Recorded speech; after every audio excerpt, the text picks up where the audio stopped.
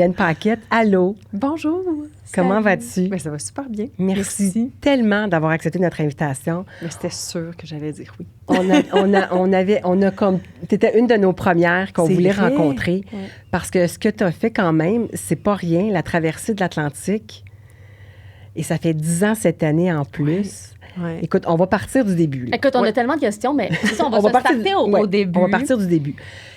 Comment on arrive à vouloir faire, quand même, on se le dit, un exploit, là, quelque chose, c'est assez gros, là. Mm-hmm. Parce que moi, à chaque fois que je pense à ça, je me dis, ouf, j'ai comme une petite peur qui grossit. Là, je me dis, comment elle a fait pour arriver à défier? Parce que, bon, il y a la peur qui s'installe, j'imagine, quand on fait ça, mais on part de où, là? Si on y a-t-il part un du élément déclencheur ou quelque chose qui a fait... Il y a beaucoup de choses. Okay. Vous répondre, ça pourrait prendre 1 heure et demie, puis on ne serait pas encore satisfaite. Il y a comme une table qui se place sans qu'on s'en rende trop compte. Puis à un moment donné, il y a un déclencheur, puis ça prend des éléments gagnants pour être motivé à aller faire, se dépasser, puis relever ce défi-là. Mais je peux dire que dans ma vie, moi, j'ai peur de l'eau, donc j'ai peur de me baigner. Donc, ça a toujours fait partie de moi, être sous l'eau. Je déteste ça à cause de jazz. Tout le monde a le même traumatisme. Les fameux requins. Je dis toujours que tout le monde a vu le même documentaire, jazz. Donc, écoute, documentaire. Oui, c'est ça. Et puis, j'avais 4 ans quand j'ai vu ça, que j'étais tellement traumatisée que je pouvais pas me baigner. Bien, à 4 ans, tu te baignes pas tout seul, mais à 10 ans, c'est un peu normal de plonger tout seul dans la piscine. Puis moi, il fallait que quelqu'un soit dans l'eau. Parce que je me disais, si je suis seule dans la piscine, j'ai 100% des chances de me faire bouffer. Mais si ma soeur est avec moi dans l'eau, mes chances dropent de moitié. Même dans une piscine? Même dans une piscine. OK. Même dans un gros spa. Moi, je trouve qu'un requin, ça peut très bien passer par le drain. Wow, OK. Fait que j'ai encore peur. Okay. J'ai des images qui me traversent l'esprit, mais je négocie mieux avec ça maintenant. Puis je dis souvent que si j'avais pas eu peur de l'eau, je me serais pas lancée là-dedans. C'est parce que j'avais peur de l'eau que j'ai désiré aller vers cette peur-là puis aller traverser l'océan. Wow. Ouais. Donc, tu sais, quand j'étais petite, il y a plein de choses là, que je peux expliquer. Tu sais, c'est, par exemple, je me rappelle d'être petite, de revenir de la... comment on appelle ça avant première année, là, maternelle.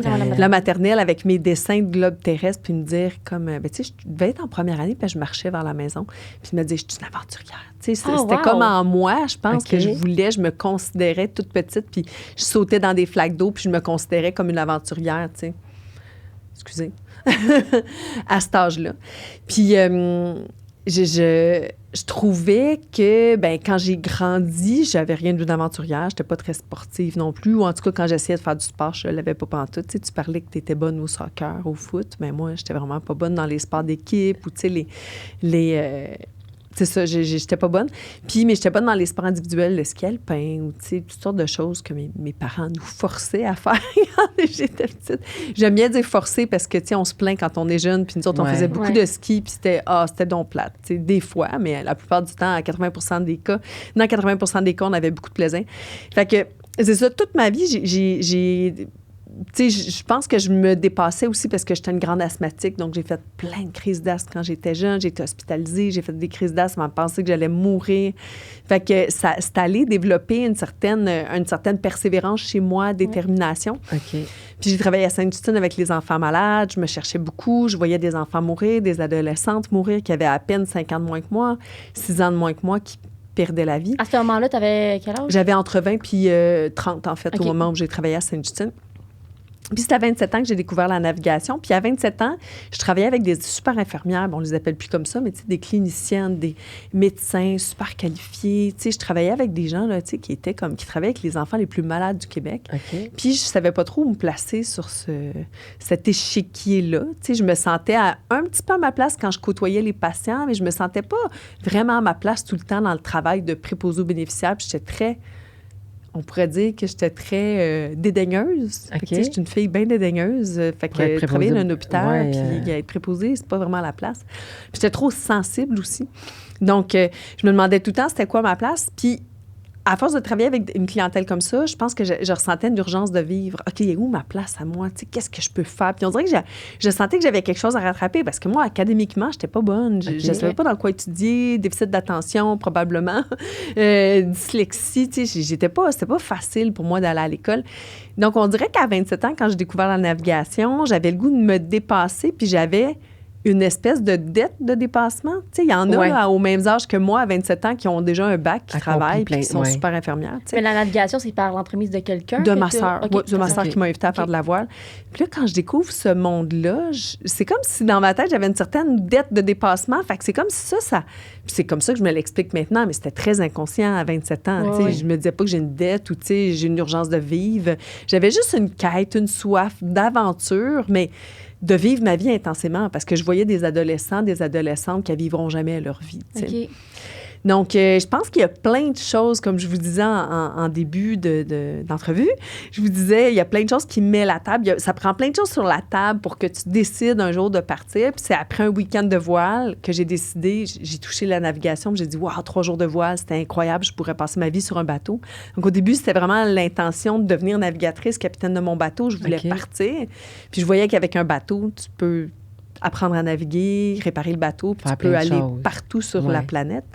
Donc, ça m'attirait beaucoup. Puis là, j'ai développé cette passion-là. J'ai appris qu'il y avait des gens qui avaient fait des premières dans le monde. Donc, devenir la première à faire quelque chose, c'est comme si ça nourrissait un peu mon ego, moi qui étais très, très, très en retard sur tout le monde autour de moi. Tu sais, Là, j'avais rien on accompli. met le gros top, là. Oui, fait que, tu sais, être la première à faire quelque chose, c'était stimulant.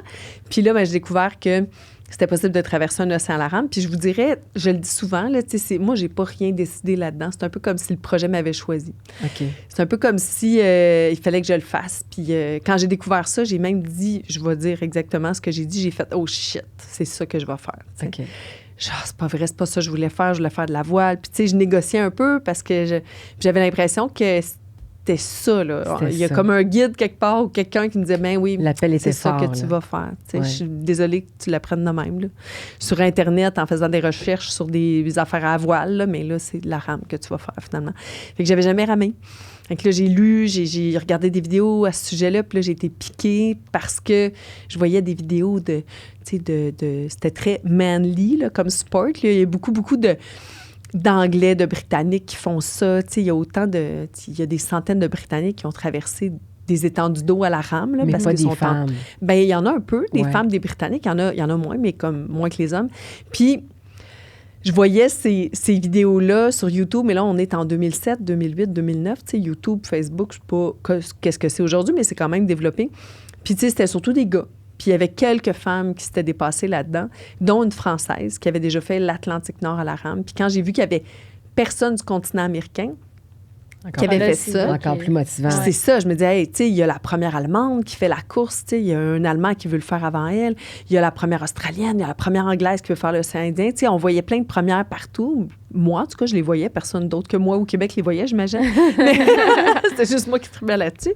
Puis, il n'y avait pas de Canadienne, d'Américaine. Il y avait un Brésilien qui avait essayé puis qui était décédé. Il y avait, excuse-moi, pas un Brésilien, 2 Américains qui étaient décédés en OK. tentant de le faire dans les années Wow. 80. Oh, wow. Il y avait un Brésilien qui avait tenté de faire l'Atlantique Nord qui n'avait pas réussi. Donc, personne des Amériques avait réussi à faire l'Atlantique Nord à la rame. Fait que j'ai comme vu l'opportunité. Tu sais, puis je pourrais comme, wow, tu sais, faire cette aventure-là. Puis, tu sais, ça nourrissait mon ego. À mais- ce moment-là, est-ce que tu voyais les dangers un peu que. Ou tu n'étais pas consciente. Ou c'était juste vraiment juste de la motivation puis de Ben, c'était les un peu une- dangers, tout le monde, il y a 250 personnes qui l'ont fait dans l'Atlantique Sud. Fait que oui, il y a des dangers, mais il y a du monde qui réussissent. tu sais. C'est Ouais. comme, Ouais, non, c'est ça. tu vois-tu les dangers de, je sais pas, sauter d'un hélicoptère, tu sais, On est motivé par tu le sais, faire, mais on Ben, c'est on ça, s'arrête tu sais, pas, sauter un pitch à ski, OK, quand tu découvres ça, tu connais les dangers, mais Ton si le désir de monde le le faire, c'était font, beaucoup plus grand si que- ouais, ouais. mais si le monde le font, se pitcher en ski d'un cliff, c'est que, ben, j'imagine qu'avant de se pitcher, ils regardent Ben oui. si Une c'est possible de préparation. faire, il y a une Ben, préparation la physique. préparation, justement. Justement, fait que, tu sais, je me dis, ben ça se fait. Fait que pourquoi moi, je pourrais pas le faire? Qu'est-ce que Ouais. j'ai de moins que ces gens-là? Je suis aussi intelligente, je suis aussi capable physiquement. Même si je suis pas un gars, je vais être capable. Parce que ça prend combien de temps à préparer cette aventure? Moi, ça m'a pris 5 ans. Oh, wow. 5 ans à me préparer. Il y a des gens qui ont beaucoup plus de facilité en recherche de financement, de commandite, puis qui ont plus d'expérience derrière la cravate. Tu sais. Il y a des Anglais qui commanditent des projets comme ça en 2 semaines de recherche de commanditaire. Moi, ça a pris 5 ans, mais j'en ai pas trouvé. Tu sais. En Angleterre, c'est super connu, des sports comme ça. Tu sais, juste la voile en France, c'est super connu. Fait que, que ton bateau porte le nom de ton grand commanditaire, c'est normal, c'est correct. Ouais. Quand les médias parlent un skipper, un marin, on rejoint tel skipper sur tel bateau, c'est des noms d'entreprise. C'est quelque chose de super développé dans la culture française. Mais pas ici. Mais pas ici. Donc, moi, quand j'allais cogner aux portes d'entreprise, t'es-tu folle? C'est quoi? C'est dangereux? Le monde pensait que c'était dangereux, ce que j'allais faire. Mais quand tu regardes tout ce que j'ai... C'est incroyable, là, la sécurité qu'il y a à bord d'un bateau comme ça. C'est plus sécuritaire que certains voiliers sur lesquels les familles partent là, avec des enfants. Là. J'ai plus d'équipements de sécurité que ça ressemble à quoi, mettons, du ton monde équipement qui de sécurité? traverse en famille. Là. Mais par exemple, tu as un radeau de survie. La Ocean Rowing Society recommande fortement le radeau de survie. Puis il y a des gens qui traversent sans radeau de survie. Là. Je connais plein de monde qui ont un radeau de survie expiré, puis ils font plein d'aventures avec leur voilier. Puis sur le lac Champlain, il n'y a personne qui a un radeau de survie. Par exemple, je pense pas. Là, fait que, par exemple, si tu veux être le premier à faire un océan, puis que tu n'as pas le radeau de survie, bien, ça se peut que tu n'aies pas l'homologation parce que tu n'es pas sécuritaire. Si tu fais une course, puis tu as une course à la rame, parce que ça existe, si tu fais une course, puis que tu pars sans radeau de survie ou que tu le jettes par-dessus bord dès le départ pour être plus léger puis gagner la course à travers l'Atlantique à la rame, bien, tu es disqualifié. Wow. Donc, c'est super. Il y a plein de choses qui sont super recommandées là, par la Ocean Rowing Society. Puis, les moyens de communication, la redondance des moyens de communication, il y a plein de gens qui traversent à la voile puis qui n'ont même pas de téléphone satellite, qui ont un petit spot, un petit système qui envoie des textos à leur famille, mais ils n'ont même pas de téléphone satellite. T'sais. Ils n'ont même pas de médecin qui les suivent, ils n'ont même pas de routeur météo. T'sais, moi, j'avais... T'avais tout ça? Tout ça, exactement. J'avais un dentiste, 2 médecins, une infirmière, une pharmacienne. Je pouvais parler. J'avais tout un kit de dentisterie, une pharmacie, un kit de premiers soins. J'avais appris à faire des points de suture. Fait que... Il y a une certaine assurance quand même quand on part. Oui, c'est ça. Fait que, tu peux partir en étant tête brûlée puis traverser l'océan puis pas partir avec un radeau de survie, avec une équipe au sol, avec une bonne préparation technique. Mais là, c'est dangereux. Fait que le danger, c'est toujours... T'es comme calculé un peu, là. Oui, c'est ça. Puis là, si on rentre dans le vif, quand tu vivais ça, là... Ah oui. Tu sais, parce que ça a quand même été 3 mois, là. 4 mois. 4 mois. 4 mois, 6 jours. Ouais. C'était quoi tes états d'âme quand... Est-ce que ça n'a pas toujours été le même état d'âme, j'imagine, du début à la fin? Mais quand tu commences, c'était quoi au milieu puis vers la fin? Il y a tellement de transformations. Déjà, je pense que la préparation de 5 ans m'a préparée avec des choses difficiles parce que j'avais de la misère à manger là, dans les 2 ans qui ont précédé le départ. Je faisais 5 000 $ par année de revenus. C'est moins que l'assistance sociale. Fait que c'est comme... Quand j'ai quitté Sainte-Justine en 2011 jusqu'au départ de mon projet, mais en quittant Sainte-Justine, je ne pouvais pas manger la bouffe expirée de mes patients. Fait que je ne pouvais plus manger correctement. Moi, je mangeais dans des poubelles, là, clairement. Là. Je faisais le ménage des fridges là, la nuit quand je travaillais à Sainte-Justine. Yogourt expiré, je le mangeais parce qu'on n'allait pas le donner aux patients. Fait que pour ne pas le jeter, moi, je le consommais. Ouais. Donc, j'ai vraiment eu de la misère financièrement. Puis, j'en parlais pas beaucoup autour de moi parce que les gens j'allais perdre de crédibilité dans mon projet. Puis de dire, hey, je mange pas, ben voyons, pense-y. Puis les gens, tout ce qu'ils me disaient quand je leur exprimais ça autour de moi, c'est qu'ils pensaient à moi, puis ils me disaient, ben là, Mylène, pense-y, là, t'es pas rendu, là, t'as juste 5 000 en commandite, ça coûte 200 000 $ ton truc, tu sais. Fait que les gens, ils me décourageaient, tu sais, puis c'était correct. Là, je ferais la même chose avec des amis qui me disaient, je mange pas, tu sais. Fait que j'avais des amis, un coloc extraordinaire qui disait à mes voisins, elle mange pas. Mes voisins, ils me donnaient leur reste de table. C'était pas vrai, ils en faisaient plus pour me nourrir. Tu sais, j'avais des gens extraordinaires autour de moi qui respectaient mon ego dans tout ça. Tu veux pas montrer toutes tes faiblesses. Tu veux que les gens fassent confiance en ton bateau, en ton équipe, en toi. Puis, fait que ça a été très long, très ardu. Puis toutes ces difficultés-là financières m'ont préparé à pas lâcher une fois en mer. Donc, en mer, pour répondre à ta question, tu sais, j'ai eu droit à toutes sortes de sentiments, de l'émerveillement, allant jusqu'à j'ai ruiné ma vie avec ce projet-là parce que j'avance pas, parce que les tempêtes m'empêchent de ramer, parce que X, oui, parce que parlons-en des tempêtes, t'en as eu... J'en ai eu plus qu'une. Oui, c'est ça. J'ai eu 29 systèmes dépressionnaires. Mon 9 Dieu. tempêtes, 2 ouragans. 2 ouragans. Ouais. Là, faut que tu m'expliques comment on traverse ça. Sur l'eau. Bien, en fait, c'est drôle parce que, tu sais, les gens connaissent pas ça, fait qu'ils s'imaginent que c'est le pire bateau à utiliser pour être dans un ouragan, mais franchement, c'est le meilleur bateau pour passer à travers un ouragan parce que c'est pas un bâtiment. Tu sais, quand tu penses à un bâtiment, un bateau de 200 pieds, bien, s'il traverse plusieurs houles, plusieurs crêtes de vagues, le bâtiment va travailler. Tu sais, je suis déjà allée à bord de gros bateaux, par exemple un bateau de croisière, mais quand tu es sur la Main, ils appellent souvent ça la Main, c'est comme l'autoroute en dessous qui va desservir différents points de service dans le bateau, tu sais, la buanderie, peu importe, tu sais, les petits élévateurs pour aller porter les essentiels aux femmes de chambre. Donnons juste cet exemple-là. Bien, tu peux marcher, visiter des bateaux de croisière, puis au centre, tu as comme une espèce de grand couloir, en tout cas sur celui que moi, je suis allée. Puis on était juste en mer, c'était pas houleux, puis ce couloir-là travaille. Il fait ça comme ça. Donc, le bateau travaille tout le temps. Donc, imaginez-vous, c'est un bâtiment flottant. Donc, si on est à bord d'un cargo de 100 pieds, 50 pieds, peu importe, bien, ce cargo-là, c'est pas le bâtiment flottant le plus sécuritaire pour être sur l'eau. Je pense que le mini bâtiment flottant le plus sécuritaire, c'est ma petite coquille de noix. Qu'est-ce que tu avais? Exactement.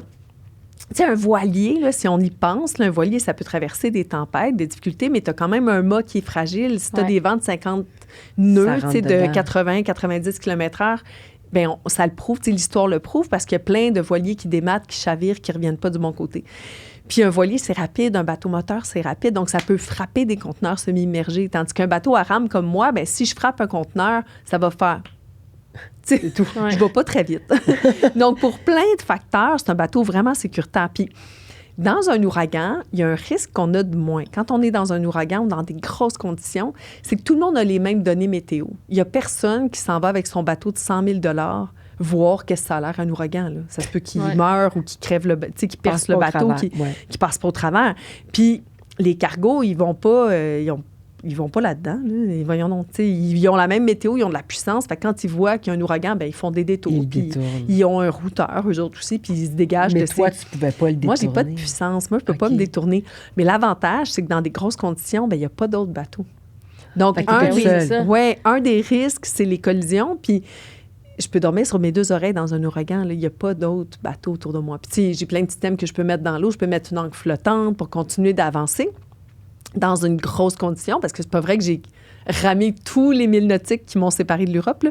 Je me suis laissée dériver parfois à cause du vent, puis parfois, je me suis laissée aller dans une tempête. J'ai fait des records de distance en dormant. Fait que, là, on dort comment? Les yeux, tu sais, justement, sur nos deux oreilles dans une tempête, là? Bien, vraiment, parce que dans tous les cas, il n'y a rien à faire. Tu installes ton accastillage. L'accastillage, c'est les ancres flottantes ou les ancres parachutes, ancres Jordan, c'est tous des systèmes différents.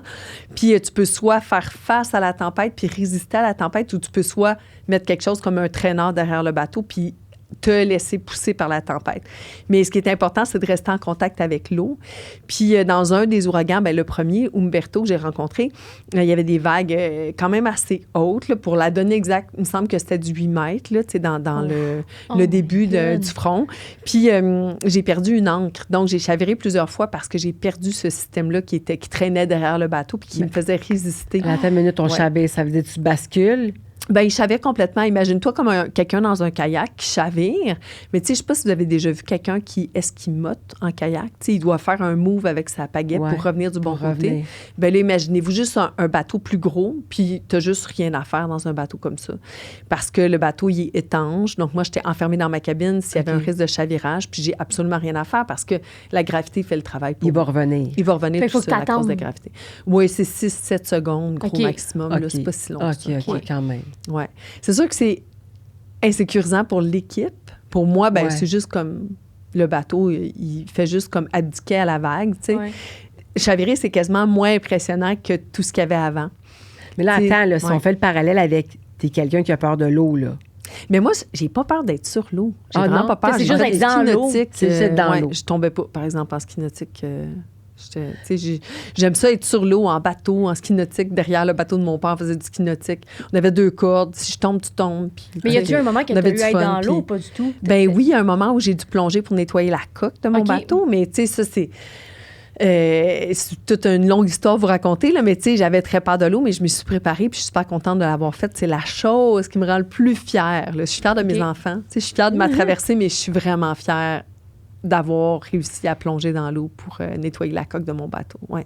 Mais pour revenir à ta question, quand tu chavires, puis que tu n'as pas vraiment le temps de te dire « Oh mon Dieu, derrière la vitre de mon embarcation, derrière mon hatch, il y a 3 kilomètres d'eau. » Tu n'as pas trop de temps. Tu fais comme « OK, je me tiens, c'est beau, y a-tu quelque chose de pété? » Tu chantes une chanson pour être sûr de rester sereine et saine d'esprit. Puis le bateau revient. Okay. C'est juste un petit peu éreintant après parce que l'eau, elle rentre toujours un peu, elle s'infiltre.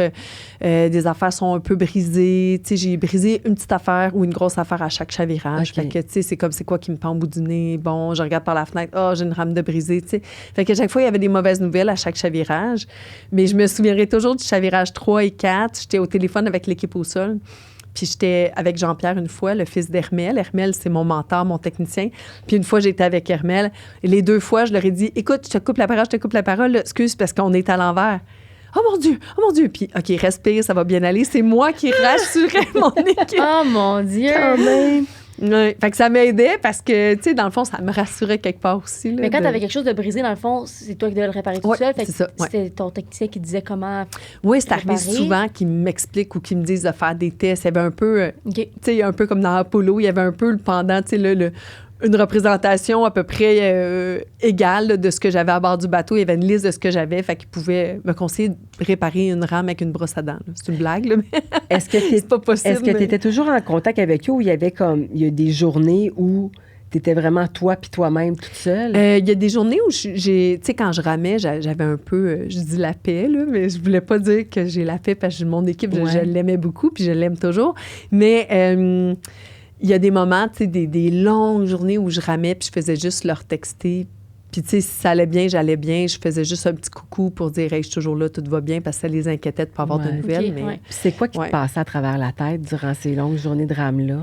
Bien, les moments où j'écoutais pas de musique, parce que moi, j'écoute beaucoup de musique, donc surtout en mer, j'en écoutais beaucoup. C'était beaucoup... tu sais, je dirais là, que je me suis jamais sentie autant un être humain que durant cette traversée-là. Okay. Parce que, premièrement, t'as pas le choix de reconnaître, puis vous êtes bien placés pour en parler, les filles, parce que vous avez fait Survivor, donc vous savez ce que c'est que de répondre à ses besoins. Ouais. Donc, tu sais, OK, j'ai besoin d'éliminer, j'ai besoin de m'abriter, de me sentir en sécurité, de me hydrater, de me nourrir, de me vêtir. OK, le soleil frappe trop fort. Donc, tu sais, quand tu es en contact avec tes besoins essentiels, fondamentaux... Tu reviens à la base, là. On dirait que tu reviens à la base, puis tu es là, OK, je suis vraiment un humain. Non, je suis pas un dauphin, je suis pas une baleine, je suis pas un poisson volant, je suis un humain. Puis, je rencontrais toutes sortes de mammifères, toutes sortes de poissons. Donc, j'étais un peu la représentante du genre humain. Puis, je voyais bien des déchets aussi là, sur l'Atlantique. Ouais. Fait que je me sentais toujours, hey, je suis désolée, guys. Tu sais, je me sentais souvent dans cet esprit-là parce que je les voyais. Puis, le même jour où je voyais 6-7 dauphins, je voyais 3-4 déchets. Tu sais, fait que je me sentais toujours un petit peu honteuse des dérangés à ce point-là aussi, tu sais. Mm-hmm. Puis, en regardant dans le ciel, vous avez sûrement déjà fait l'expérience, vous étiez en région éloignée, puis vous avez sûrement vu des ciels étoilés incroyables. Ouais. Tu sais, tu peux pas, surtout quand tu es tout seul, regarder dans le ciel sans penser à nos prédécesseurs, nos ancêtres, les gens d'une autre époque, en tout cas dans l'hémisphère nord, qui voyaient le même ciel que moi en ce moment, sauf les satellites, puis sauf la station spatiale, mais je pouvais pas faire autrement que de penser à ces gens-là. Donc, je me sentais connectée avec notre histoire, mais surtout connectée avec les gens que je connais qui regardent dans le ciel au même moment. Ou quand on regardait la Lune, ma sœur, moi, mes amis, on parlait tout le temps de la Lune. Je disais comme elle, la Lune, elle t'a-tu dit que... Tu sais, je disais souvent ça à mes amis parce qu'on se passait des messages par la Lune, ça se rendait jamais. Mais tu sais, j'avais l'impression qu'en regardant la Lune, au moment où je la regardais, probablement qu'il y a d'autres humains qui la regardent. Et qui se disent, il y a d'autres humains qui regardent la Lune. Ouais. Fait qu'en regardant la Lune ou dans le ciel, je me sentais moins seule pour toutes ces raisons-là. Donc, je me suis pas sentie seule dans cette aventure-là. Je me suis sentie beaucoup plus seule dans les 2-3 années qui ont précédé mon départ. Et je me suis surtout sentie toute seule quand je suis descendue du bateau parce que là, je comprenais plus rien. Puis je comprenais pas que les autres comprenaient pas qu'est-ce que je vivais. Puis c'était vraiment... Quand tu avais fini ton expérience? Oui, c'était vraiment une dichotomie. Puis intense d'être toute seule, autonome, indépendante, libre. Bien, tu rames tout le temps, mais tu es libre quand même. Puis là, soudainement, de ne pas pouvoir aller aux toilettes tout seul au restaurant parce que tu chancelles puis tu as de la misère à marcher, tu sais, puis d'avoir besoin de ta mère pour aller aux toilettes à 35 ans, tu sais. C'était bizarre comme, tu sais, dichotomie, là, tu sais, partir d'un monde marin puis arriver sur le plancher des vaches. Après 4 mois, quand je me sentais toute seule de pas être capable d'exprimer qu'est-ce que je vivais, tu sais. Mais pour en revenir à comment je me sentais, c'était vraiment merveilleux, là, tu sais, d'être en connexion avec les astres dans le ciel, puis de connecter avec la nature aussi environnante, tu sais, plein de gens qui savent pas qu'il y a des oiseaux partout. Fait que c'est pas la peur qui t'a envahi tout au long. Mais il y en a beaucoup des peurs quand même. Ouais. Oui, puis, tu sais, j'ai vécu une drôle de situation quand je suis arrivée près du Titanic. Ça, je la raconte pas souvent, fait que je vous donne un peu de... Tu le sais? T'es-tu au courant? Ben, je l'ai entendu parler que c'était un de tes moments les plus...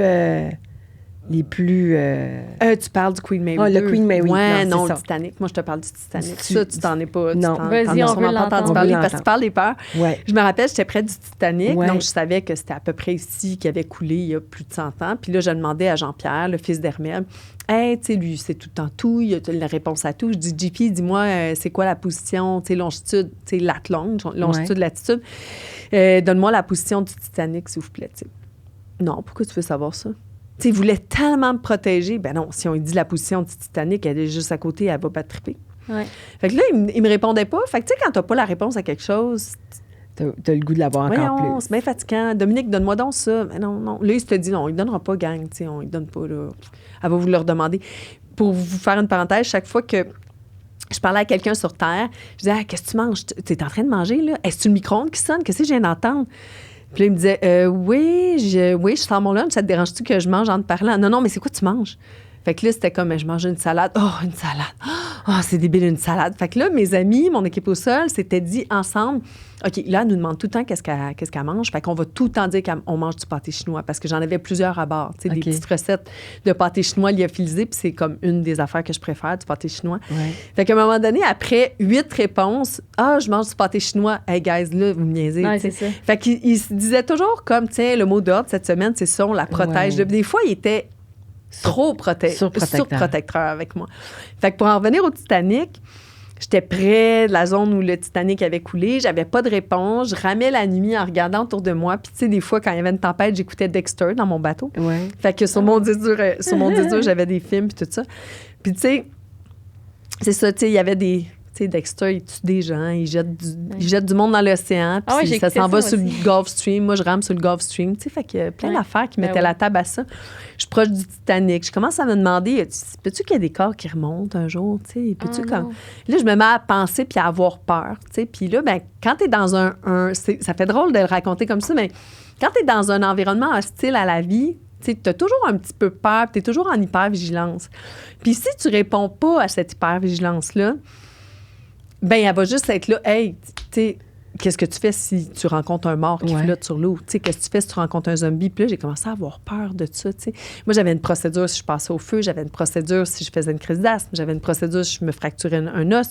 J'avais une procédure si il y avait un court-circuit électrique. J'avais une procédure pour tout, un carnet de procédures. Mais pas sur ça. Mais là, s'il y a un zombie qui arrive, qu'est-ce que je fais, tu sais? Puis on dirait que la peur a trouvé une faille où est-ce que j'avais pas de procédure. Puis là, j'ai commencé à un moment donné, un journaliste qui me dit « De quoi tu as le plus peur? » D'être attaqué par des zombies. Tu sais, puis là, je dis ça à la presse. Jean-Philippe Arcan, il écrit ça dans son article. Puis là, je parle à une autre radio de Rimouski, puis je dis « Ah non, j'ai vraiment peur des zombies. » Puis tu sais, là, les journalistes trouvaient ça super drôle que je dise « Ah, tu sais, c'est comme la fille, elle a juste peur de l'eau puis des zombies, tu sais. » Puis jusqu'à temps que... Puis ça me hantait, là, mais la c'était nuit. réel pour toi, là. La nuit, là, pendant 8 jours, là, puis je l'ai écrit dans mon carnet, là, tu sais, dans mon logbook. La nuit, là, je regardais par le hublot, il y a quelque chose qui a bougé sur le pont. C'était juste mon imperméable qui séchait. C'était un bras. C'est quoi cette affaire-là? J'entendais pas. C'est quoi? Puis dans mon cerveau, là, ça tiltait, là, ça allait pas bien, tu sais. Ouais. Puis là, j'en reparlais à mon équipe. Puis à un moment donné, Jean-Pierre, il a compris que, OK, t'as vraiment peur des zombies. Nous autres, on pensait que tu niaisais, là. T'en as parlé 2 fois dans les médias. Tu sais, eux autres, tu scrutaient tout ce que je disais. Puis là, il y a un gars de Rimouski qui m'écoutait, puis que lui, c'est un fan des émissions. J'ai jamais reparlé à cette personne-là, mais lui, c'est un fan d'émissions de zombies, puis de Walking Dead, puis tout ça. Fait qu'il a dit « Hey, non, mais moi, j'ai une solution pour Mylène. Il faut qu'elle sache, dans tous les films que j'écoute, je sais pas si c'est vrai, mais... Puis je sais pas si c'est vrai pour les zombies, en fait. Il dit écrivez-lui que les zombies, de toute façon, ils savent pas nager. C'est une très bonne place pour être en bateau, tu sais, pour éviter les zombies. C'est ça qui... Là, Jean-Pierre m'a dit en passant, on a un message de, mettons, Jean-François, il fait juste te dire que, tu sais, il connaît ça, puis les zombies savent pas nager, puis ça a été fini. J'ai plus jamais pensé à ça. La peur est juste partie avec ça. Elle est juste partie. Puis j'avais fait un TED Youth là-dessus sur la peur, puis les gens avaient trouvé ça bien drôle, puis j'avais des images de zombies, puis tout, tu sais. Puis, tu sais, la fille traverse l'océan à la rampe, exemple. Elle vient de faire un TED sur la foi pendant une semaine, qu'elle a eu peur des zombies, tu sais. Ouais. Puis, je trouve ça le fun parce que la peur, tu sais, c'est irrationnel. Des fois, l'irrationnel, on a peur de mourir, on a peur d'avoir mal, on a peur de perdre nos proches, qu'il arrive de quoi à nos enfants, tu sais. On a peur de choses qui sont tout à fait correctes. C'est normal d'avoir peur de ça. Mais des fois, des pensées intrusives surviennent dans nos têtes, puis on n'a pas... Hey, qu'est-ce que je ferais que ça m'arrivait? Puis là, ça prend beaucoup de place. Puis c'est des peurs aussi irrationnelles que d'avoir un monstre dans le garde-robe, un monstre en dessous du lit. Ils font peut-être pas nécessairement de sens, là. Exactement, comme un requin dans une piscine. Ouais. Tu sais. Ben oui. Puis il faut juste les adresser, ces peurs-là. Puis quand on les adresse pas, je pense que j'en suis la preuve vivante, parce que pendant 30 ans, j'ai eu peur de requins dans des piscines. Puis à la première occasion où ça aurait pu arriver là, Ouais. qu'un requin m'attaque, c'est quand je suis descendue pour nettoyer ma coque. Puis la seule et unique affaire qui est venue me voir, c'est un poisson de 10 pouces. Est-ce que tu en as croisé? J'en des ai requins? croisé 3 requins durant ma OK. traversée, OK. que je pense avoir identifié comme des requins. Mais la seule fois où ça aurait pu être possible Ouais. qu'un requin m'attaque C'est dans quand- les 30 années là, Ouais. tu sais, où j'ai eu peur de ça, c'est sur l'océan, puis c'est un petit poisson qui est venu me voir.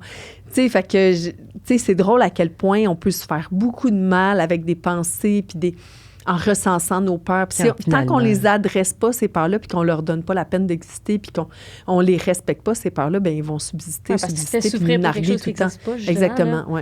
Puis j'aime beaucoup Sénèque qui disait on souffre beaucoup plus dans l'imagination que dans la réalité. Mm. C'est fou. Ah, c'est vrai. Ouais. On C'est s- vrai, on- ça. On se fait des scénarios super dramatiques, puis là, on s'imagine. Tu sais, moi, la première fois que mon fils est parti avec son père au parc, il avait comme 3 mois, puis j'étais là, oh mon Dieu, il y a un autobus qui va passer dessus, tu sais. Tu sais, tout ce qu'on s'imagine, Ouais. je sais pas si vous avez des Ouais. enfants, mais Ouais. tout ce que tu t'imagines qui va arriver, puis là, mais tu t'es fait vraiment du sang-froid là, pendant que tu imaginais ça, là, puis ouais. Fait que pendant 30 ans, j'ai eu peur des requins. Mais Puis tu ben, maintenant, parles ça va mieux. aussi, tu parles des... Ben, tu as parlé du moment que tu t'étais vraiment fière quand tu es allé nettoyer la coque Oui. de ton embarcation. Pour ce qui est, mettons, d'un moment, ton plus beau moment en mer, ça aurait été quoi? Ben, il y en a comme 2, là. OK. Tu sais, un moment propre à la traversée en tant que telle. Tu sais, c'est... Il est dur de dire telle date, tu sais, c'est tel moment, mais tu sais, c'est les moments où j'étais en pamoison devant l'immensité, tu sais, qu'il y avait autour de moi. Tu sais, juste après l'ouragan Humberto, je regardais, tu sais, je pouvais sortir, puis les vagues, les résiduelles de l'ouragan étaient plus grosses que celles durant là, le passage le plus fort de l'ouragan. Puis, tu sais, c'était comme l'ouragan est finalement passé vraiment plus loin de ma position, mais c'est quand même, j'étais pas mal sur sa trajectoire. Puis, c'était tellement beau là, de voir la hauteur des vagues. Tu sais. Imaginez-vous sur un terrain de foot avec des milliers de terrains de foot autour de vous. Puis sur chaque terrain de foot, il y a une vague de 12 mètres, mais à mesure comme peut-être 50 mètres de long ou 30 mètres de long. Tu sais. C'est des immenses terrains de foot qui se lèvent partout autour de toi. Tu sais, c'est un spectacle. Puis il y a des arcs-en-ciel immenses, tu sais. Ouais. Fait que dans de la vague résiduelle de grosses tempêtes, là, quand j'allais sur le pont, puis je regardais l'horizon, puis je voyais toutes ces crêtes de vagues, mais tu sais, ces vagues immenses, mais tellement longues, là. Donc, c'est pas des vagues épeurantes. Elles sont super hautes, mais elles sont super longues aussi, tu sais. Elles vont pas tomber sur toi comme ça, OK. tu sais. Fait que ça, c'était des beaux moments, vraiment, là, d'être témoin de l'immensité de la nature. de la finalement. nature, oui. C'est vraiment... Puis, tu sais, quand tu es sur une grosse vague, tu sais, qui casse pas, ben tu peux voir toutes les vagues dans lesquelles tu es. Puis quand tu es dans le creux de la vague, tu vois pas vraiment bien Ouais. partout autour. Mais quand tu es en haut, tu te sens sur le top de la planète parce qu'il n'y a rien plus haut que toi, là, autour. C'est vraiment Ouais. particulier doit comme être magique, expérience, oui. J'avoue. Ouais. Puis un autre moment des plus beaux, c'est la rencontre avec le Queen Mary II Ouais. parce que c'est comme, je dirais, un des moments les plus beaux de ma vie, là, ouais. Fait qu'ils sont venus me voir le 26 septembre 2013 après l'ouragan Humberto parce que j'avais brisé des pièces d'équipement qui me permettaient de communiquer, des rames, toutes sortes de trucs. Puis ils m'ont apporté un nouveau téléphone satellite avec des friandises, Wow. du chocolat, des viennoiseries, Oh. puis une bouteille de vin. Puis, tu sais, mis à part, c'est même pas important. Dans le fond, tout ce qu'ils m'ont donné, c'était super cool de manger des fruits. Si vous savez ce que c'est que de pas manger sainement Ouais. durant X nombre de jours. Tu sais, la poire, tu la savoures. Le raisin sec, tu le savoures. Le morceau de pain, l'eau à goutte. Tu sais, Tout goûte en tout plus. goûte, Ouais. tu sais, ouais. Puis tout sent différent aussi. Tu sais, j'ouvrais les ballots dans lesquels il y avait de la bouffe, puis là, je sentais les bananes. Je pense que j'ai jamais, tu sais, du Maxwell House instantané. Ils m'ont donné ça, puis quand j'ai ouvert le top, je leur ai demandé du café, puis j'avais un petit pot de Maxwell House. ça sent tellement bon. Là. On n'a apprécie chaque jamais du détail. Maxwell Ben House. oui. Tu fais comme, oui, c'est super bon. Tu sais, c'est du Ouais. café de camping. Mais là, tu sais, si je vais chez quelqu'un puis qu'il y en a dans l'armoire, je peux te sentir. Ça me rappelle, tu sais, Ouais. ce que j'ai vécu. Puis, tu sais, mis à part tout ce qu'ils m'ont donné, parce que ça a été plein de petits plaisirs dans les jours qui ont suivi, c'était l'espèce de rencontre, moment incroyable de plusieurs milliers de passagers qui me regardent, qui scandent mon nom, qui chantent des chansons, qui me... Oh, wow. Ouais, c'était vraiment une rencontre incroyable. Puis tout Magique. s'est passé vite en même temps. On dirait que c'était vraiment phénoménal comme... ouais. Puis tu sais, l'idée aussi c'est de dire cool. comme ils se sont déplacés de 300 quelques milles nautiques pour te venir me croiser. voir. Ouais. Et là, on sort comment? Quand on arrive comme l'autre côté, on arrive en Europe, c'est Ouais. terminé. Le feeling, le sentiment est comment? Accomplissement Ben- fois 1000 ou autre chose? Oui, mais il y a tellement d'affaires qui est venu autour de ça. Tu sais, je me sentais insuffisante parce que là, il y avait une demande énorme. Tu sais, on peut-tu l'avoir en entrevue? Ah On peut-tu ouais, avoir une hein? conférence? Tu sais, on a eu 250 demandes de conférence en 48 heures. Wow! Oh, Ouais, mon fait que Dieu. c'était Ouais. 200. Non, une semaine. Dominique, elle me reprendrait peut-être. C'est une semaine autour de l'arrivée de Mais c'est quand 250 même courriels. irréaliste, C'était là. pas moi qui les prenais, mais Ouais, c'est ça. tu sais, c'était irréaliste là, de jongler avec ça, comment qu'on fait, puis qu'est-ce que... Fait que, tu sais, ça a tellement été médiatisé que là, je me retrouvais celle qui doit dire non. Parce qu'avant, on me disait tout le temps non, on m'ignorait, on voulait Ah, pas mon parler Dieu. de moi. Puis là, soudainement, c'est... Tu sais, les entreprises ne voulaient pas me commanditer. Là, les mêmes entreprises qui m'avaient dit non, qui n'avaient jamais répondu Là, à il mes revenait. 16, 20, 40 demandes. Ouais. Là, ils revenaient, j'allais faire une conférence chez eux, puis là, je chargeais un petit peu plus cher que ça leur aurait coûté d'avoir le nom sur mon bateau. tu sais. Ouais, c'est ça. C'est ridicule, tu sais.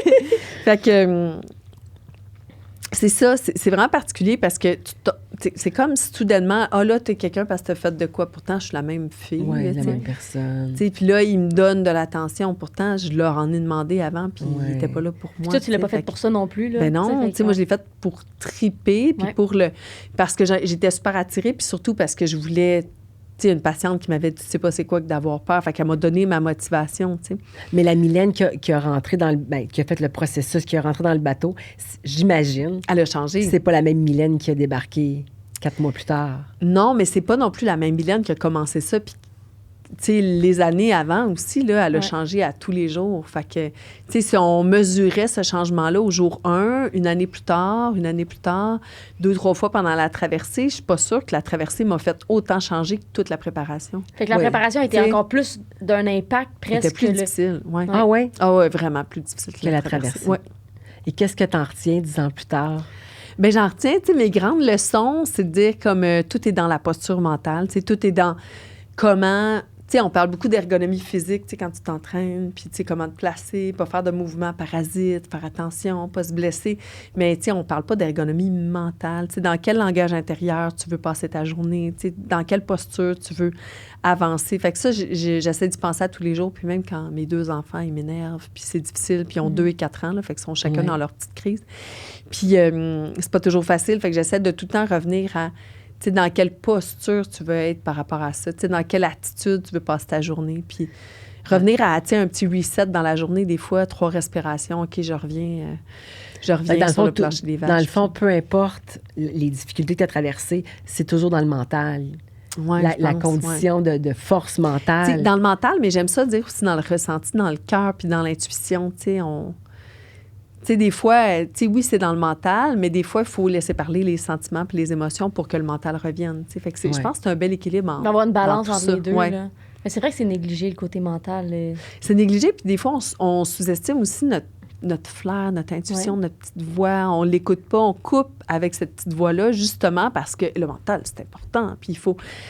Donc, je pense que c'est un bel équilibre. Tu sais, ma traversée m'a emmenée à comprendre il fallait un équilibre dans tout ça. Mais c'est vraiment impressionnant, par contre, que, tu sais, comme tu dis, dans ta préparation, que tu as touché complètement que le rock bottom, puis tu as quand même, tu sais, T'as t'as pas lâché. persévéré. Ouais. Ouais. Puis, tu sais, c'est à ce moment-là que souvent que tu as envie d'abandonner, mais que Ouais. tu as réussi à justement finir. Ouais. C'est fou. C'est vraiment impressionnant. Puis, tu sais, on a douté tout le long là, de la traversée que j'allais me rendre à la bonne place, puis au Ouais. bon endroit. Fait que, tu sais, je dis toujours, c'est impressionnant ce que j'ai fait, oui, mais c'est bien plus impressionnant je crois, là, l'équipe qui était bénévole puis qui donnait leur week-end, Hey, parce qu'il y en qui a se des gens réveillaient la derrière ça, là, nuit. c'est- Oui, qui se réveillaient la nuit pour répondre à mes petites questions de « Ah, il est 2 heures. Ah, excuse-moi, j'ai pas checké le décalage horaire. Hey, tu peux-tu me dire? » Tu sais, ils répondaient présent tout le temps, là. Ouais. Puis eux autres, ils en ont retiré rien, à part de le vivre par procuration, là. Tu sais, ces bénévoles-là, là, ils ont été exceptionnels. Mais ils t'ont accompagné là-dedans, puis pour eux autres, c'est une fierté que tu aies réussi Oui. aussi, j'imagine. Puis là. tu sais, souvent, quand je voulais laisser tomber, surtout dans la préparation, là, Ouais. je me disais, si tu laisses tomber, comment tu vas les satisfaire à quelque part? Comment Ouais. tu vas les rendre heureux de t'avoir aidé? Tu sais? Ta vie a changé comment après? Bien, elle a changé avant. Elle a changé quand j'ai décidé de partir. OK. Mhm. Donc, 5 ans avant, elle s'était mise à changer. Ouais. Puis là, ben, après, ben, je pensais jamais retourner travailler à l'hôpital. Je suis pas retournée pendant la pandémie parce qu'au début de la pandémie, ben, il n'y avait pas de place pour mon garçon. Ouais. Mon garçon avait 7 mois. Puis, Ouais. tu sais, j'avais dit, je me disais toujours, tu sais, tu vas-tu retourner comme préposée ou dans le milieu des hôpitaux, puis tout, puis, ou des milieux de soins. Puis je disais toujours, ben, s'il y a un cas de force majeure, oui, j'aimerais ça. Tu sais, je m'ennuie un peu de ce contact client-là, ce contact clientèle. Tu sais, quelqu'un que tu aides, puis que tu... Mais à cause de mon fils qui était tout petit, puis des mesures sanitaires à l'époque du début de la pandémie, mais on n'avait pas personne pour s'occuper de notre fils. Fait que j'ai continué à faire des conférences. Fait que je pense que je ne retournerai jamais en soins. Maintenant, je le sais parce qu'il y a un cas de force majeure qui est arrivé, puis je n'ai pas pu y aller. Puis OK. j'étais très utile ailleurs. OK. OK. Tu sais, plutôt que d'aider des patients sur un département de soins, ben j'aidais des entreprises. Je faisais 10 conférences par semaine en ligne pour, tu sais, cheerer up tout le monde. Ouais. Puis là, tu sais, fait que j'ai adapté mes messages à tout ce qu'on vivait dans le confinement. Fait que ça a été super... tu sais, je me suis sentie sur mon X, en fait, durant la pandémie. OK. Autant, sinon plus, que les années après ma traversée. Parce que ça fait 10 ans que tu as fait cette aventure-là Oui. et ça fait 10 ans que tu donnes des conférences. sur c'est ce- ça. Ouais. Je fais de la formation en entreprise, conférences, puis je fais ce qu'on appelle des pop-up meetings, là, des petites rencontres de 20 minutes en ligne avec des employés, tu sais, pour leur donner comme un message clé, une anecdote, une histoire croustillante pour leur donner un petit peu de plomb dans l'aile, pas de plomb dans l'aile, pardon, c'est l'inverse tu sais, de leur donner un petit peu comme le goût de foncer puis d'atteindre leurs objectifs, puis ouais. Fait que c'est ça que je fais.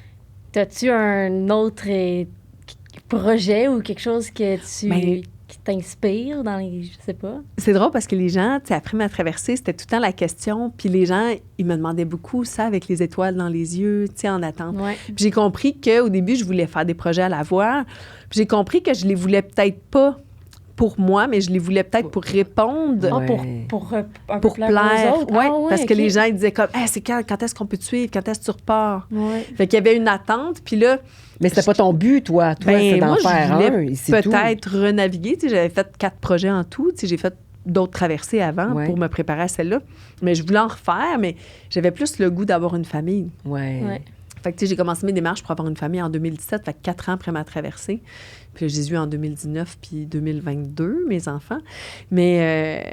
puis là, je continue ma famille, tu sais, puis j'élève ma famille. Mais un jour, tu sais, je dis pas que je partirai pas à la voile en famille, mais Ouais. on dirait que plus on avance dans le temps, ben plus je trouve ça grotesque, le projet que j'ai fait, parce que, ben il y a tellement, tu sais, des fois, j'étais un peu gênée. Des fois, je me dis, Colin, tu sais, comment ça qu'ils ont déplacé un cargo, ben un bateau de croisière pour venir me porter un téléphone satellite, puis on peut pas aller porter un conteneur d'eau à Gaza, tu sais. Tu sais, des Ouais. fois, je trouve que je suis un peu gênée. Tu sais, des fois, on me le dit dans mes conférences, puis je suis là, oui, je sais, mais je ne suis pas ici pour parler de Gaza ou de ce qui se passe en Ukraine. Mais tu sais, des fois, j'ai comme de la... il faut que je continue d'assumer ce projet-là. Ouais. Puis, je sais pas si dans 10 ans, ça va être encore possible de faire des aventures comme ça avec tous les changements climatiques, tout ce qu'on vit.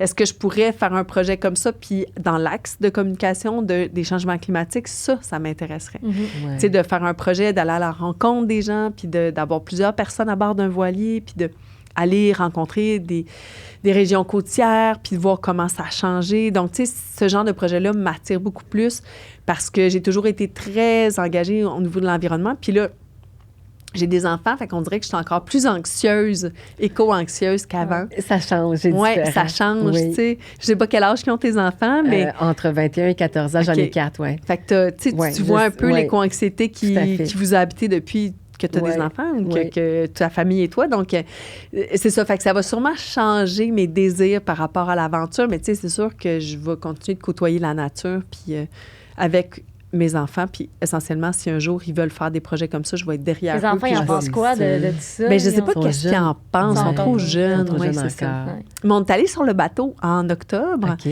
Donc, on est allé à Sept-Îles parce qu'il est exposé à Sept-Îles. C'est le port de Sept-Îles qui est propriétaire de mon bateau à rame. Puis, j'ai emmené mes enfants. Il n'y a personne qui a le droit de monter. Même, tu sais, une fois, 2-3 ans, ils m'appellent. On peut-tu envoyer une femme de ménage sur ton bateau? Il est poussiéreux. Tu sais, ils me le demandent. là, tu sais. Ouais. Il n'y a pas d'employé du port de Sept-Îles qui monte. Puis là, moi, j'arrive avec mes enfants. Bien, je peux-tu monter avec mes enfants à bord? Ben oui, c'est comme ton bateau, même si c'est à eux, tu sais. Ouais. Puis là, je suis montée à bord avec mes enfants. On a fait le tour. Puis, tu sais, ma fille, 2 ans, là, elle comprend pas trop. Mais mon garçon, il commence à catcher, 4 ans et demi. Ouais. Il commence à comprendre. Puis là, je l'ai installé sur mon siège à coulisses avec les rampes. Je dis, regarde, maman faisait ça. C'était long. Puis je ramais. Puis je ramais. Puis c'était vraiment plate, là. Bon, fait que t'as-tu le goût de faire ça un jour? Tu sais, pour être sûr qu'ils partent pas à la rame, là. C'est ça, parce que le cœur de découragé un peu. le cœur de maman va être différent. Là, je comprends un peu mieux mes parents et leurs inquiétudes, Oui. leur nuit sans sommeil.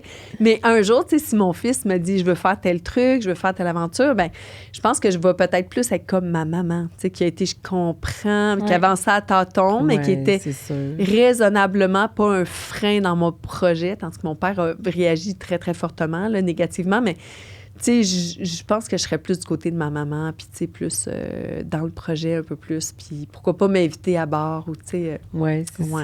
ça. Fait qu'un jour, il va se passer quelque chose, mais je sais pas quand, puis je me mets pas de pression pour dire Ben oui, non. oui, Ben non. puis, ouais. Mais c'est Ouais. beau quand même que tu vois que tu le fais pour toi-même et non pour Ouais, c'est Ouais. important, ça. l'apparence du projet. Puis, Ouais, c'est ça. Non, c'est- Puis c'était comme si après mon aventure, j'avais senti que j'avais créé un monstre, puis que là, le monde, il voulait nourrir ce monstre-là, ou tu sais, il fallait nourrir ce monstre-là. Mais c'était pas Ouais. ton désir du tout, du tout. Ben, tu sais, moi, je voulais pas être une vedette, là. Tu sais, je voulais pas être... Moi, je voulais juste comme me servir de ce projet-là. Puis après, je faisais déjà des conférences avant. Fait que juste rembourser mon projet puis Ouais. aller finir mon bac en com à l'Université de Montréal. Là. Tu sais, Ouais. c'était- Ouais. Je voulais faire ça, puis je voulais pas nécessairement être encore là, mais là, j'aime encore ce que je fais. Mais Puis, tu sais, est-ce- je suis pas tannée d'en parler. Fait Est-ce que tu réalisais, à force de le préparer, l'ampleur que ça prenait? Euh, Ou que ça pouvait prendre? Dans la préparation, Parce que Je pas- sais pas, durant j'essaie le temps de que tu le faisais, penser. j'imagine. Mais tu avais beaucoup de demandes d'entrevues, j'imagine oui, aussi. j'en ai fait énormément. Ben, où est-ce que j'ai compris que ça avait pris de l'ampleur, là? C'est que moi, je m'ennuie beaucoup de l'actualité. Si je m'en vais en camping ou, tu sais, c'est quoi qui se passe? Tu sais, je suis assez, tu sais, je veux voir qu'est-ce qui se passe. Ouais. Puis, tu sais, qu'est-ce qui Ouais. dit, qu'est-ce qui se passe dans quoi, dans quel domaine d'activité? Tu sais, là, les profs, les grèves, les ça, qu'est-ce que dit tel ministre? Puis, tu sais, comment... Ouais. J'aime beaucoup ça, écouter, tu sais, l'actualité puis la radio. Puis des fois, il faut que je me déconnecte parce que je suis trop sensible, tu sais. Ça arrive de quoi de dramatique, je me déconnecte. Fait que je suis sur mon bateau, ça fait des semaines, puis je demande à mon amie Jennifer Dial, une de mes super grandes amies, je dis, Jen, je m'ennuie tellement de l'actualité, qu'est-ce que je peux faire pour toi? Pourquoi tu m'appelles? Je dis, Jen, envoie-moi juste les 5 grands titres à chaque jour ou à chaque, comme 5 fois par semaine, 3 fois par semaine. Fait qu'elle m'envoie les grands titres. Puis là, j'ai appris pendant ma traversée ce qui est arrivé à Mégantic parce que c'est arrivé le jour de mon départ. Fait que là, elle me renseigne là-dessus, puis là, elle me dit un petit topo de l'actualité 2-3 fois au téléphone. Maintenant, elle m'envoie les topos, tu sais, les 5 grands titres, les plus grands. Puis là, Mylène Paquette reçoit là, sur l'océan. Je dis, t'es super drôle, tu sais, je trouve ça vraiment cute ce que tu fais, tu sais. Comme je comprends pas. Je dis, ben, je trouve ça cute que tu mettes mon nom dans les grands titres. T'es vraiment drôle, tu sais. C'est parce que t'es dans les grands titres. J'étais, comment ça, je suis dans les grands titres? Tu sais, moi, je pensais que je parlais à Paul Arcand, Gino Chouinard, tu sais, puis que ça restait comme mon... Puis là, j'ai réalisé Oh que j'étais my dans God. les grands titres. Puis ça m'a comme donné un vertige. Parce que ça faisait 3 fois qu'elle mettait mon nom dans l'envoi. Puis là, j'ai réalisé, puis c'était après le Queen Mary, mais une semaine après le Queen Mary, on peut-tu en revenir? Là? Ça fait une semaine que c'est arrivé, tu sais. Fait que ça m'avait vraiment donné une idée de l'ampleur. Puis quand je suis embarquée dans l'avion au retour de ma traversée, puis que le pilote parlait de moi dans l'avion Oh, pour mon dire que Dieu. j'étais à bord, puis que j'ai entendu l'avion crier, puis Non. là, je dis OK, c'est parce que tout le monde connaît mon histoire, Wow. finalement. Puis là, j'avais eu le cadeau d'être en première classe. Air Canada m'avait offert Ouais. première classe. Puis les gens de première classe, tu sais, tu dis comme c'est du monde qui reste un peu discret, je sais pas, tu sais, ils venaient me voir un après l'autre pour dire « Ah, tu t'écrirais-tu un message à ma sœur qui vit un moment difficile? Puis là, Oh, on peut-tu mon prendre une photo? Puis les membres d'équipage, puis descendre de l'avion. Puis j'étais toute seule sur ce retour-là. Hey, tu devais être déstabilisée. Ouais, là, j'étais vraiment... j'étais plutôt...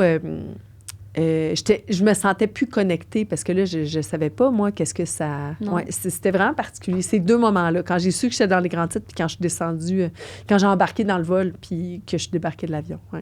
Hey, wow. Hey, c'est quelque chose quand même. Écoute, je hein? passerai la journée à t'entendre parler Ouais, mais- de toute cette aventure-là qui marque une vie, là, veux pas. Qu'est-ce qu'on peut te souhaiter dans les années à Je sais venir? pas... je sais bien pas. Qu'est-ce qu'on peut me souhaiter? Du bonheur. Du bonheur, Du de la bonheur, santé. de la santé. Moi, je pense que c'est ça. La santé, C'est de la ouais. santé. Parce que c'est le socle de tout, la santé. Ouais. Ouais. Je pense que c'est ça, quand tu deviens maman, ben là, tu as été maman plus jeune, Oui. j'imagine, si tu as 4 enfants, puis que la plus Ouais. vieille est dans la vingtaine, puis tu n'as pas d'enfant, Non. Marca. Donc, on dirait que quand on devient parent, là, puis moi, je suis maman solo de ma deuxième. OK. Donc, mon garçon, je l'ai eu avec mon ancien conjoint, qui Ouais. est mon coparent. Ouais. Puis ma fille, je l'ai eue toute seule avec OK. un donneur. Puis on dirait que je me sens, tu sais, j'ai une nounou qui m'aide, tout ça, mais tu sais, j'ai un petit entourage autour de nous, mais des fois, je regarde ma fille dormir, puis je me dis, faut pas qu'il m'arrive rien. Faut pas. Tu sais, mon fils, c'est son papa. Tu sais, s'il Ouais. m'arrive de quoi, j'ai comme un safety net, tu sais. Mais s'il m'arrive de quoi, fait que je suis comme beaucoup plus pissou depuis que je suis maman. Pour Surtout la de ma fille. protéger. Surtout de ma fille, Ouais. ouais. Fait que la santé, là. On touche du bois, on est en Ouais. santé, on est chanceuse, puis la santé, on va souhaiter ça. Ouais. Là, en terminant, on Oui. va te poser quelques j'aime petites ça. questions en rafale. Alors, on T'as va... le choix entre 2 réponses, puis il y en a 10, je pense, en tout. Oui. Puis c'est souvent des choses qui s'opposent, mais il y en OK. a que c'est quand même, ça le Il fait. y en a que c'est challengeant, Oui. j'imagine? Oui. Fait que OK. sans explication, tu nous dis un ou l'autre. Ah, ça va être dur sans explication. Vous avez vu comment je suis bien Ouais. moteur. Hein? Hey, je suis désolée. Hein, des fois, Ben tu me poses non. une question, puis j'essaie de faire Mais c'est parfait, d'aller fais ton ailleurs. En tout cas, jazz. Ben j'espère que... Alors, première question. Voyage backpack ou tout inclus? Backpack. Celle-là est pas En compliquée. le lisant, je me disais, je pense qu'on répond déjà, on sait déjà la réponse. Être spontané ou planifié, organisé? Ah, ça, c'est dur. C'est Ouais. dur, C'est hein? planifié, organisé. Parce que pour être spontané, il faut que tu sois planifié, organisé. 100%. Oui, Ouais. Ouais. ouais, je suis d'accord avec toi. 3. Inspirer les autres ou te laisser inspirer? Inspirer les autres. ouais. Inspirer les autres, hein, je pense Ça, que c'est... ça me motive. Ouais. Ouais. Fait que chocolat ou chip? chips, Chips. le sel, l'eau salée, le sel. Été ou hiver? Hiver. Hiver. Souper au restaurant ou bonne bouffe maison? Bonne bouffe maison. Vin rouge ou cocktail? Cocktail? Mocktail. Mocktail. Pas d'alcool. Mauve ou jaune? Jaune. Jaune. Yes! Hey, là, je pense Ah! que je l'ai emporté. Oui, je là. pense que tu as apporté la saison. Sortie dans une boîte de nuit ou cinéma? Cinéma. Cinéma, Ouais. plus tranquille. Et la dernière. Dernière fait référence à Survivor. Ouais. Ah, OK. Riz ou coconut? Oh, Tu peux manger une ça. chose pour le restant de ta vie, ça serait du riz ou du coconut. Je pense que ce serait du riz. Du riz? Ouais. Ouais. Ah, Toi, ouais, ça ouais. serait quoi? On se l'est jamais demandé. Hey, c'est Moi, ça intéressant. serait du coconut. Moi, ça serait du riz. Ouais. Du riz, Ou ça du se mange riz. bien. Moi, je trouve c'est Tu peux drôle. faire hein. des sushis. Tu sais, Ouais. tu peux t'imaginer que ça goûte d'autres Mais, choses. mais je le sais pas. coconut, il y a quelque chose de rassurant quand je vois Oui. du coconut. Oui. Parce que les 4 premiers jours, nous, on n'a pas mangé, puis c'était la seule chose qu'on avait. Et j'ai comme développé quelque chose de rassurant, mon lien de relation avec le coconut. Mais là, c'est sûr que c'est des affaires, des expériences comme vous avez vécues qui restent à vie. Oui. Moi, comme c'est la toi. réglisse rouge. J'en avais pas beaucoup dans mon bateau. Ah. Puis là, j'ouvrais un paquet, puis là, je te sniffais ça. Ah ouais. Puis aujourd'hui, quand Puis là, aujourd'hui, Ouais. il faut pas trop que j'en prenne parce que je vais galvauder l'expérience du rappel oui, de ma c'est traversée. vrai. Fait que là, quand j'en prends, là, tu sais, je mange le sac au complet, puis je m'assois, je regarde les étoiles. tu sais. C'est fou à quel point ça C'est sacré, rapporte un tu revis le souvenir, moment. Ouais. les sens, là. Fait que le génial. coconut, ça va te rester dans des Oui, années, je suis c'est certaine. Écoute, mais merci Hey, tellement. c'était le fun, les filles, merci. Mylène. Puis vous êtes originales, je trouve ça Ah. cool. J'ai fait plein de balados, puis en tout cas, vous êtes pas mal bien préparés. Puis c'était vraiment cool de venir vous voir. Merci. Merci Merci beaucoup. beaucoup. À bientôt. Merci. À bientôt.